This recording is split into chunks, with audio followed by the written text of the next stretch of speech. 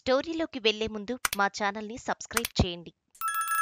YS Jagan అత్యంత కీలకమైన నిర్ణయం తీసుకోబోతున్నారా అన్న చర్చ వస్తోంది. జగన్ 5 ఏళ్ల పాటు సీఎంగా ఉన్నారు.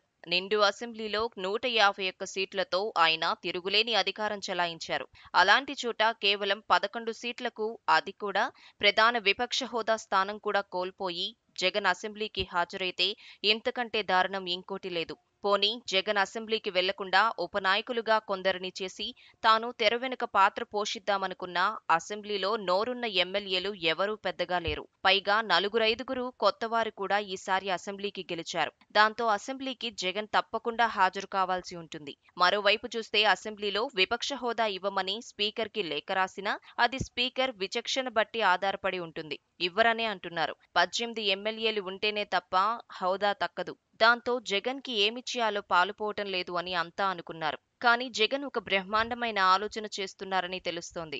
ఆయన పులివెందుల ఎమ్మెల్యేగా తన పదవికి రాజీనామా చేసి ఎంపీగా వెళ్లాలని అనుకుంటున్నట్లుగా తెలుస్తోంది. కడప ఎంపీగా వైఎస్ అవినాష్ రెడ్డి ఉన్నారు. ఆయన చేత రాజీనామా చేయిస్తే ఏ సమస్య ఉండదని లెక్క వేస్తున్నారు. అంతేకాదు ఉప ఎన్నికల్లో తాను సులువుగా గెలవచ్చు అన్నది జగన్ భారీ ప్లాన్ గా ఉందని అంటున్నారు. కడపలో ఎలాంటి పరిస్థితుల్లో అయినా వైసీపీకి మంచి మెజారిటీ వస్తూనే ఉంది. ఇదిలా ఉంటే అవినాష్ రెడ్డి మీద వివేకానందరెడ్డి హత్య కేసు ఉంది. దాంతో ఆయన అరెస్ట్ అయితే ఎటు ఉప ఎన్నికలు తప్పవని అంటున్నారు. దాంతో పాటు వైఎస్ఆర్ కుటుంబంలో విభేదాలు అన్నీ కూడా అవినాష్ రెడ్డికి ఎంపీ పదవి ఇవ్వటం వల్లనే వచ్చాయని అంటున్నారు.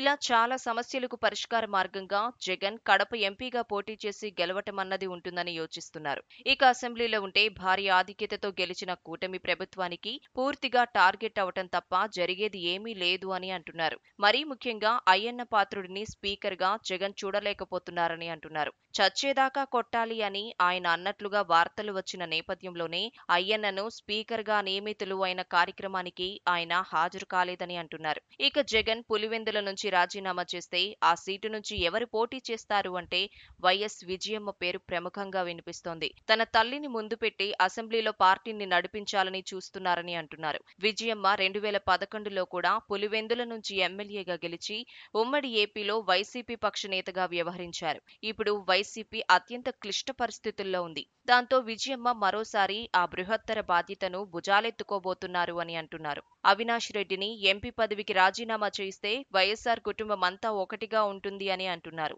దాంతో విజయమ్మ కూడా పులివెందుల నుంచి పోటీకి సుముఖంగానే ఉంటారని అంటున్నారు. ఇక జగన్ జాతీయ రాజకీయాల వైపు చూడటానికి మరో కారణం ఉందని అంటున్నారు. కేంద్రంలో ఎన్డీఏ ప్రభుత్వం ఏర్పడింది. అయితే టీడీపీ జేడీయూ మద్దతుతోనే ఆ ప్రభుత్వం సాగుతోంది. దాంతో కేంద్ర ప్రభుత్వం కొంత అస్థిరతతోనే ఉంది. దాంతో జాతీయ రాజకీయాల్లో ఏమైనా జరగవచ్చు. ఆ విధంగా చూస్తే లోక్సభలో 4 ఎంపీలతో, రాజ్యసభలో 11 మంది ఎమ్మెల్యేలతో జగన్ అత్యంత కీలకమైన పాత్ర పోషించవచ్చని అంటున్నారు. ఆయన వైసీపీ పార్లమెంటరీ నాయకుడిగా వ్యవహరిస్తారని అంటున్నారు. అలా జగన్ ఏపీలో పార్టీని పటిష్టం చేసుకోవడంతో పాటు జాతీయ స్థాయిలో అవకాశాలు ఏమైనా ఉంటే వైసీపీ వాటిని అడ్వాంటేజ్ గా తీసుకుని మరింతగా రాణించేందుకు అవకాశం ఉండేలా ప్లాన్ చేస్తున్నారని అంటున్నారు. జగన్ 2011లో జరిగిన ఉప ఎన్నికల్లో కడప ఎంపీగా రెండోసారి గెలిచారు. ఆనాడు ఆయన 5.5 లక్షల మెజారిటీతో రికార్డు క్రియేట్ చేశారు. ఇప్పుడు కూడా మంచి మెజారిటీతో గెలవాలని చూస్తున్నారు. మొత్తానికి జగన్ జాతీయ రాజకీయాల మీద ఉత్సాహం చూపిస్తున్నారని అంటున్నారు. 5 ఏళ్ల పాటు ఏపీలో ఘోరమైన విపక్ష పాత్ర కంటే అదే నయమని అంటున్నారు.